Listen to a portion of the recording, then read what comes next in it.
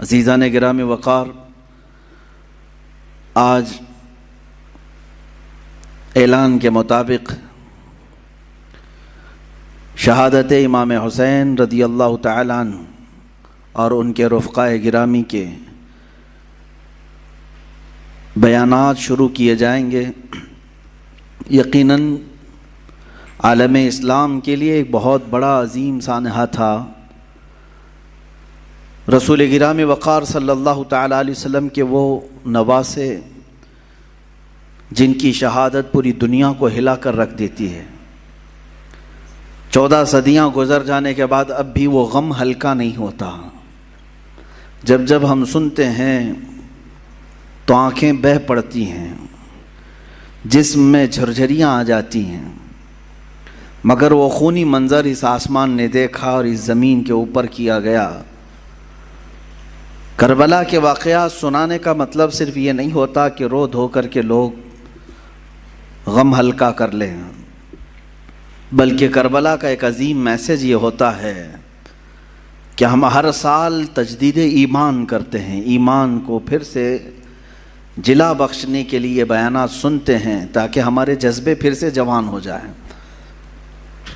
اور ہمیں تاریخ میں اکثر یہ بتایا گیا ہے، ہر سال آپ سنتے ہوں گے، چھوٹی سی جماعت تھی حسین اعظم کے ساتھ، مقابل میں بہت بڑا لشکر جرار تھا۔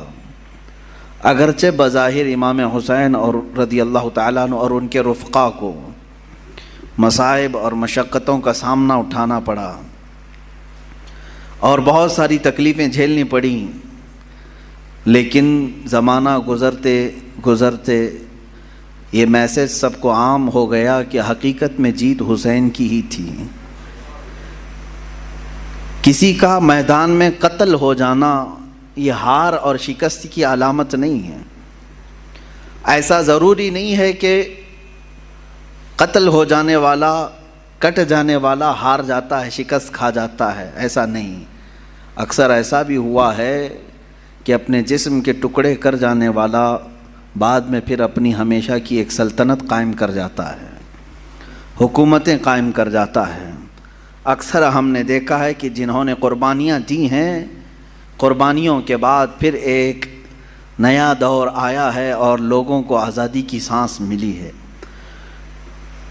میں بلا تشبیہ و بلا تمثیل یہ کہوں گا، ہمارے ملک ہندوستان کو آزاد کرنے میں جن علماء اہل سنت نے اپنا خون پیش کیا، اگرچہ بظاہر انگریزوں نے انہیں پھانسی پر چڑھایا، کالا پانی بھیجا یا پھر انگاروں سے جلایا اور زخموں پر نمک چھڑکا، یہ سب کیا، تو آج کوئی یہ نہیں کہتا ہے کہ وہ مر گئے، ختم ہو گئے، کچھ حاصل نہیں ہوا، بلکہ آج بھی یہ کہا جاتا ہے کہ ان کی قربانیوں کی بدولت آج ہم آزادی کی سانس لے رہے ہیں۔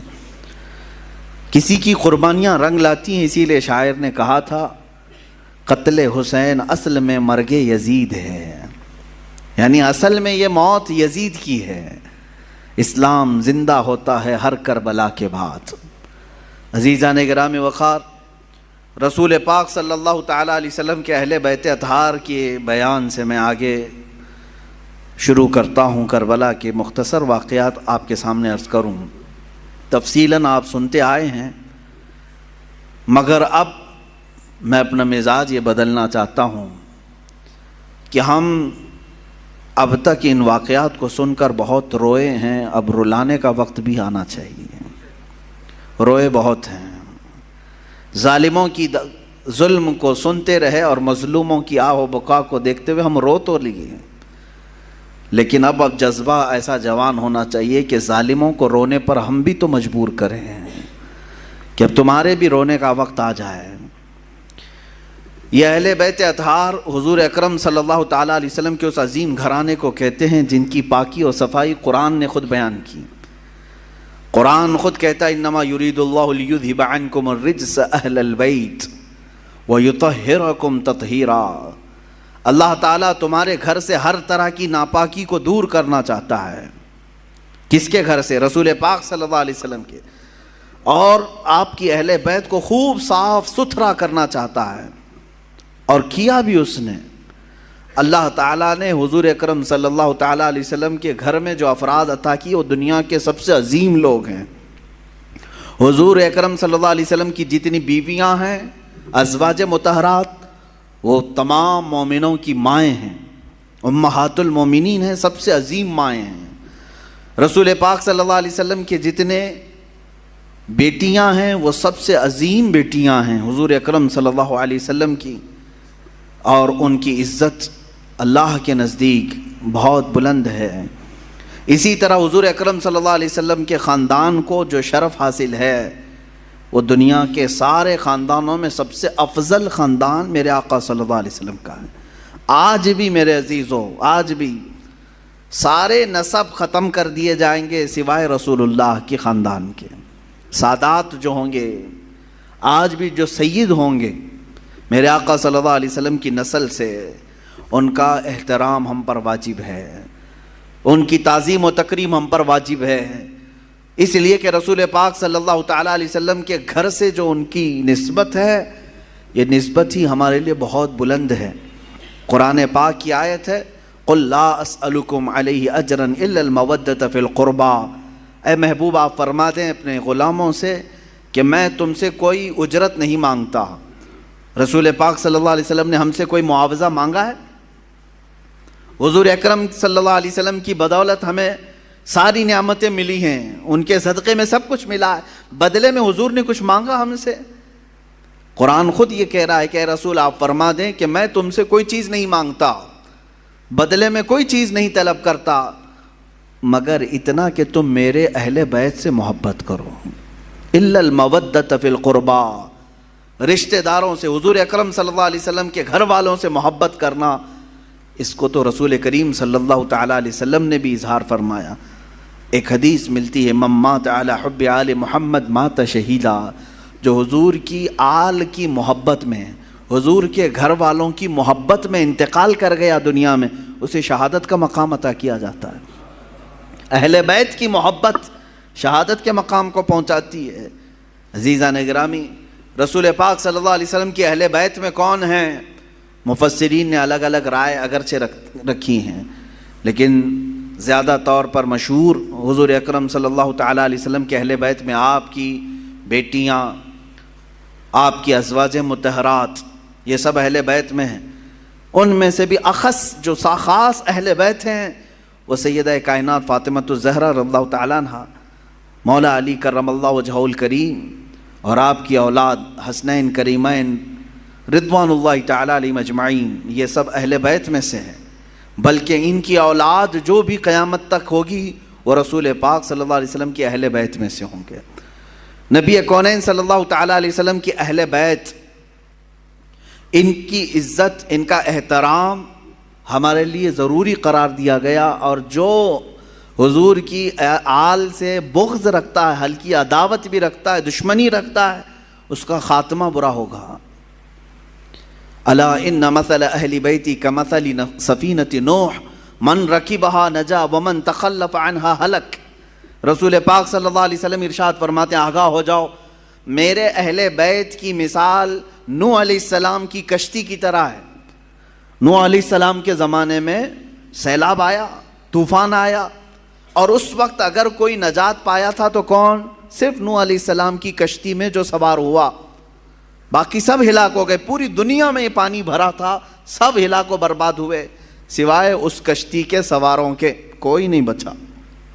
تو اللہ کے حبیب صلی اللہ علیہ وسلم فرماتے ہیں میرے گھر والے، میرے اہل بیت نوح علیہ السلام کی کشتی کی طرح ہیں، جو انہیں تھام لیا وہ نجات پا گیا، جو ان سے دور ہوا وہ ہلاک ہو جائے گا۔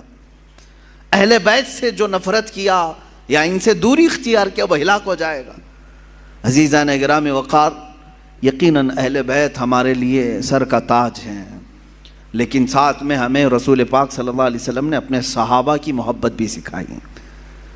حضور اکرم صلی اللہ علیہ وسلم کا یہ فرمان عالی شان ہے، اصحابی کالنجوم بأیہم اقتدیتم اہتدیتم، میرے صحابہ ستاروں کی مانند ہیں، تم جس کی بھی پیروی کرو گے ہدایت پا جاؤ گے۔ یہ میں کیوں آج عرض کر رہا ہوں؟ اہل بیت کا تذکرہ ہونا چاہیے، لیکن ساتھ میں نے صحابہ کا بھی ذکر کیا۔ وجہ یہ ہے میرے عزیزو کہ کچھ جماعتیں ایسی ہوں گی جو صحابہ سے نفرت کریں گی، حضور پاک صلی اللہ علیہ وسلم کے صحابہ کو کافر کہیں گی، مرتد کہیں گی، باغی کہیں گی، اور کچھ جماعتیں ایسی ہوں گی جو اہل بیت کو گالیاں دیں گی۔ صحابہ کی محبت تو دکھائیں گی لیکن اہل بیت کو گالیاں دیں گی۔ حضرت فاطمہ کو کہتے ہیں وہ بغاوت کرنے والی ہیں، حضرت امام حسین کے بارے میں کہتے ہیں انہوں نے یزید کے خلاف بغاوت کیا۔ یہ دونوں جماعتیں گمراہ ہیں، جو اہل بیت کی نفرت پالتی ہیں یا صحابہ کی نفرت پالتے ہیں۔ یہ دونوں جماعتیں ہیں، گمراہ ہیں۔ ان میں درمیانی جماعت وہ ہے جس کو مسلک اعلی حضرت اہل سنت و جماعت کہتے ہیں۔ اہل سنت و جماعت یہ ہمارا درمیانی مسلک ہے، درمیانی، کہ ہم کیا کہتے ہیں، جس کو امام اہل سنت فاضل بریلوی نے یوں ارشاد فرمایا، اہل سنت کا ہے بیڑا پار اصحاب حضور، نجم ہے اور ناؤ ہے اطرت رسول اللہ کی۔ یہ اس شعر میں نجم کا نام آیا ہے، ناؤ کا نام آیا ہے۔ نجم کہتے ہیں تارے کو، نجم کس کو کہتے ہیں؟ ستارے کو، اور ناؤ کشتی کو کہتے ہیں۔ اعلیٰ حضرت فرماتے ہیں ہمارا بیڑا تو پار ہے الحمدللہ۔ صحابہ کو حضور نے کیا فرمایا؟ میرے صحابہ ستاروں کی طرح ہیں۔ اہل بیت کو کیا کہا حضور نے؟ کشتی کی طرح ہے۔ اعلیٰ حضرت فرماتے ہیں ہمارے پاس تارے بھی ہیں اور کشتی بھی ہے۔ ہاں، تارے رات کے وقت اندھیرا ہو جائے تو پہلے کے زمانے میں تاروں سے ہی راستہ طے کیا جاتا تھا۔ آج بھی یہ تارے اور کشتی کا کیا ملاپ ہے میں آپ کو بتاؤں۔ اتنی ٹیکنالوجی ترقی کر گئی، پھر بھی جانتے ہیں آپ، جو شپ آج سمندروں میں چلتی ہیں، جو جہاز، بڑی بڑی جہاز ہیں سمندروں میں چلتی ہیں، سمندر میں وہ راستہ کہاں سے؟ کوئی روڈ بنا ہوا ہے؟ کوئی ٹریک بنی ہوئی ہے؟ کیسے وہ چلتی ہیں؟ برابر رخ کیسے لیتی ہیں؟ پورے جہاز کو، پوری کشتی کو ستاروں پر چلایا جاتا ہے۔ آج بھی ستاروں پر راستے طے کیے جاتے ہیں۔ اب ٹیکنالوجی اتنی آ گئی اور روڈ اتنے بن گئے کہ کوئی اب راستہ تلاش کرنے کے لیے تارے دیکھتا ہی نہیں۔ پہلے کے لوگ سفر کرنے کے لیے بھی تارے دیکھتے تھے۔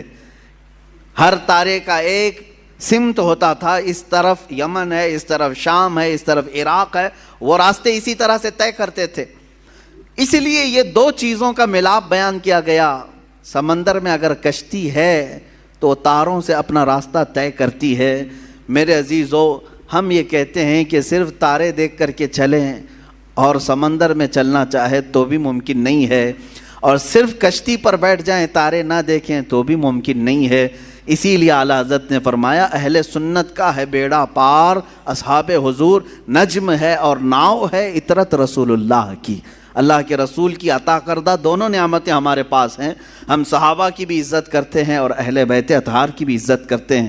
ان دونوں میں سے کسی ایک کو بھی ہم خطا کار، گنہگار، معاذ اللہ رب العالمین، باغی، اس طرح کے الفاظ ہم ہرگز نہیں استعمال کرتے۔ اہل سنت کا یہ موقف رہا ہے۔